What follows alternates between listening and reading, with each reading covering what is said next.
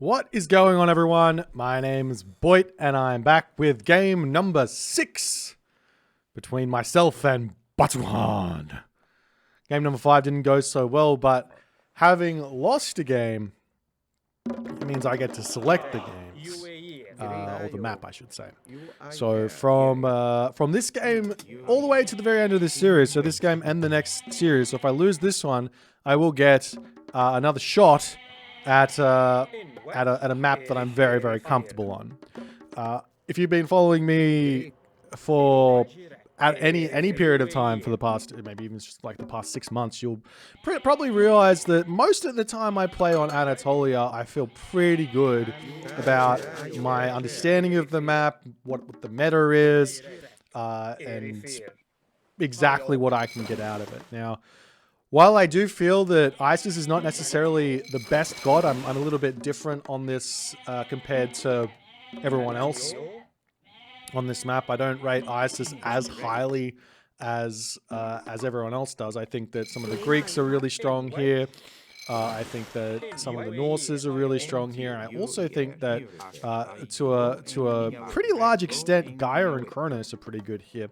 However, I'm not feeling shaking the boat up in this game and kind of testing all my theory out. I'm just gonna go in with something that's tried and true. I kind of know what I'm going to be able to do here. I did expect him to go for a Greek civilization here. I did not expect him to go for Loki. And seeing Loki on this one, I scratched my head a little bit about exactly what his plan is going to be. So, first and foremost, I will admit, I did a little bit of research going into this map to see kind of exactly what Batuhann's shtick was on these sorts of water maps, because when it comes down to it, there really isn't, like, most people don't play water maps that often. It's the lesser maps, and most people don't have a wide variety of strategies that they're going to implement on these maps. On Anatolia, Midgard, generally speaking, they're fairly common, they're fairly similar to each other. So I went in there. He played a couple of Anatolia games against, I think there was a game against Chemo and something. And I noticed something in the early game that he did, which was he threw his dock down really far forward in order to try and take my fish away and get an advantage where that's concerned on one side of the water. And I said to myself, I'm just going to disallow that. I'm going to go for the center spawn straight away. It's not as efficient. You have to walk a little bit further. The pharaoh has to walk a little bit further. But in the end, it should be completely fine. So one thing that's going on here, which I think has been a very, very large mistake, and you will notice it becoming an issue. I didn't think about it at all in this game. I just thought it would be completely fine. But I'm gonna run out of food here in this game. I think I didn't throw a granary down, which is a really, really big mistake. I went straight onto goats. Now there is a boar there, but it's just one boar, and I'm gonna have a difficulty getting to the classic stage. I do think it's better to drop the granary down. I don't know why I didn't drop the granary down. You can see I've only got 2 goats left, and I'm wanting to put villagers onto food right now. So my general advance time of around about 5:15 here is going to get thrown off because of this lack of food. Not only that, also the kind of inefficient fishing that's going to be happening from having that one dock in the front position there. It kind of means things are going to be a little bit challenging for me to get to the next stage. That being said, yes, it does matter, and I am gonna feel a little bit of punishment here in this game for it. I'm trying to adapt a little bit, taking my my villager off of gold, but I need the gold. I need to put the docks down, and I just have to accept that if he wants to do something funky early, I have to kind of let him, and hopefully he doesn't go for something funky early. So there are, okay, so the strategies for Loki that I'm thinking about right now are, one is the strategy that I recommend, which is go for a 5:15 advance time yourself. Go for 4 docks. Build a couple of ships. Go through Njord.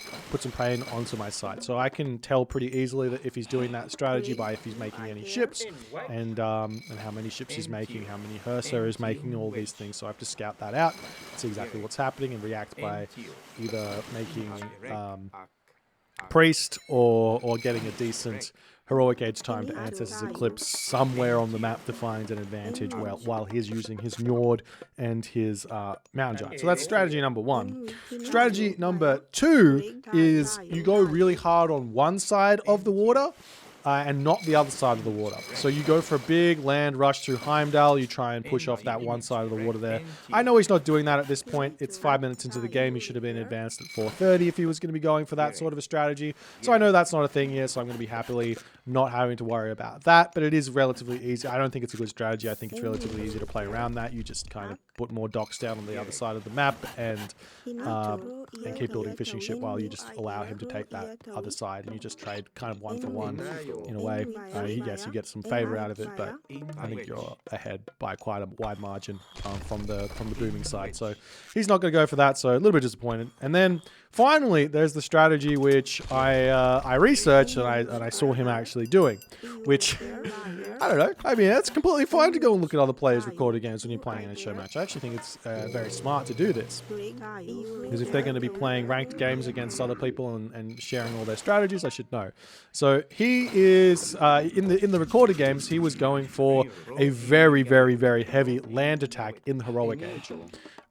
So he was also playing, I think, with Odin and with Thor as well, doing this kind of thing in the Heroic Age. So I am basically, my thought process is here, I just need to make sure I get a barracks down so I can make some axemen, get to the Heroic Age myself, put some pressure onto the water, because he's not going to be building boats here, or even if he is, I need to be defending my own boats, so at least I can get a little bit of pressure onto him, as he's going to have to start garrisoning his ships here.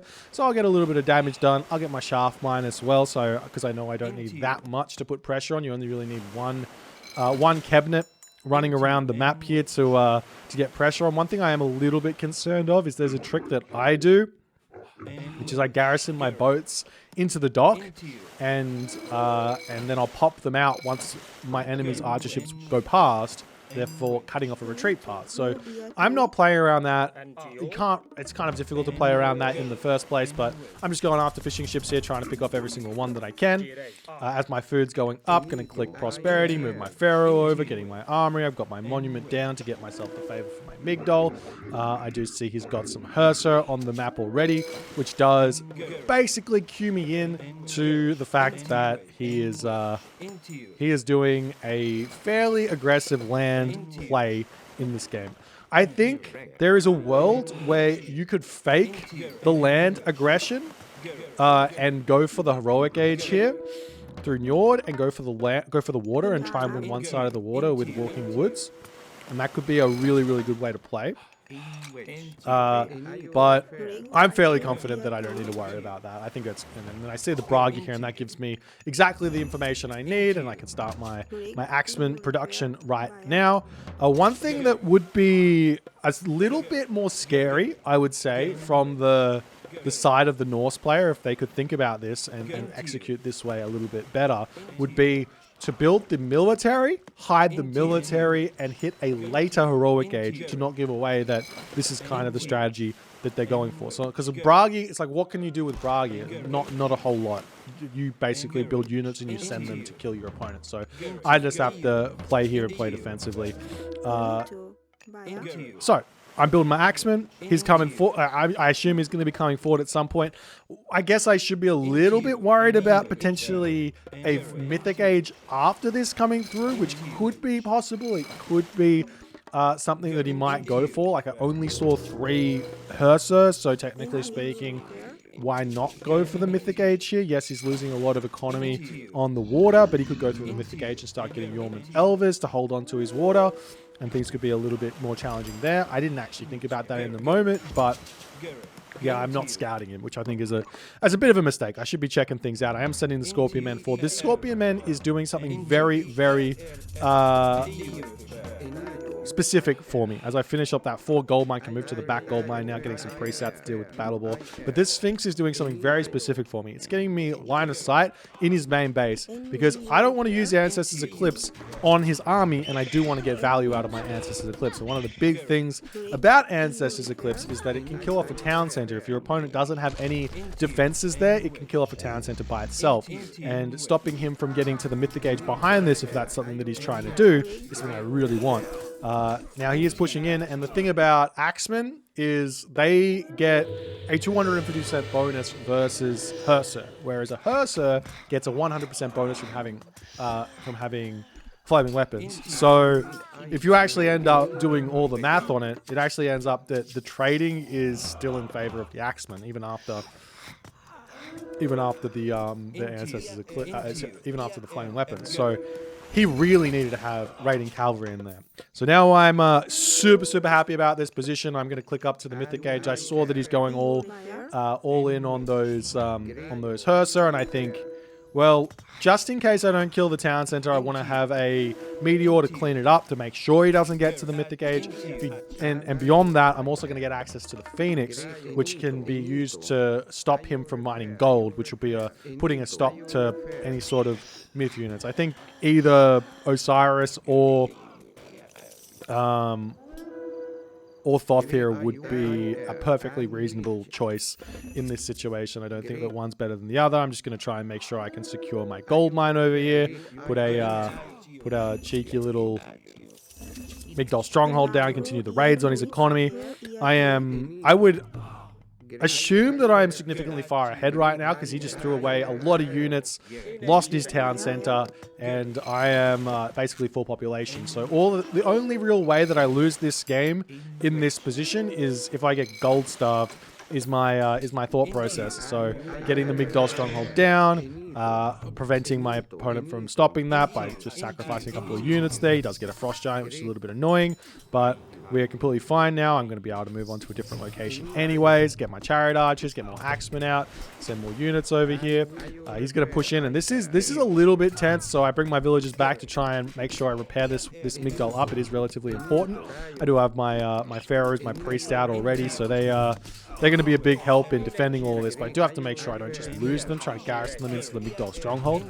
And he pushes forward, loses all of his units here, and yeah, that's got to be game there. That's two attacks I've basically thwarted and get the dub. I look very tired because I am tired. This is quite late for me. Normally I'm going to bed quite early in the night and waking up quite early in the morning. But a fantastic series here from Batuhann. It was really fun playing him. Super interesting play style. Probably, I think this game was maybe his worst played one, but that's because I was able to metagame quite hard in this game from just researching his game style. I think if he goes for raiding cavalry here and Herser, instead of just pure Herser, he might find himself having a better time trying to push in, but... or even going for just one side of the water and doing this might be another option as well. But yeah, it's I don't know if this is the way to play. I much prefer going for Njord with Loki in this matchup, because you leave the Herser at home to defend against the Ancestors Eclipse in the main base. You use the Walking Woods to take down a dock, which would basically force out Ancestors Eclipse to save that. So you're trading 1 god power for 2 god powers, and then you can play for the late game with Fire Giants and try and control the middle with Fire Giant Nidhogg. Find yourself a very, very nice game there with Loki. And also if you play Odin or Thor, I think that's the same idea, except you can go through Ragnarok and make Fire Giant there in that way and make a Ragnarok to try and win and control the center of the map. It can be very difficult to defend.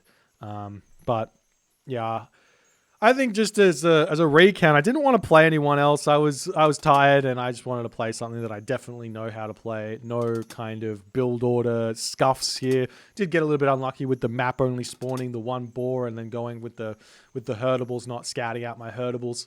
But you know, all in all, I enjoyed this series. I thought it was very, very fun. The risk problems probably mean I'm not going to do it again. Unless I can get that sorted out. I'm doing stretches every day and trying to get some strength there. But yeah, show matches and tournaments probably not something that I'm going to be involved in too much if the games are a bit too long, or the game lengths. If it's best of 3s for the entire tournament up to the finals, I might be able to play in that. But if it's best of 5s for the entire tournament and then best of 7 at the end, it's probably not going to be something I'm going to be involved in. It's just a little bit too much Age of Mythology for me, or high level Age of Mythology for me to play. But yeah, so, I mean, if you guys enjoyed this one, please consider hitting the follow on the Twitch. If you're on the YouTube, hit that subscribe button, and I'll see you guys in the next one.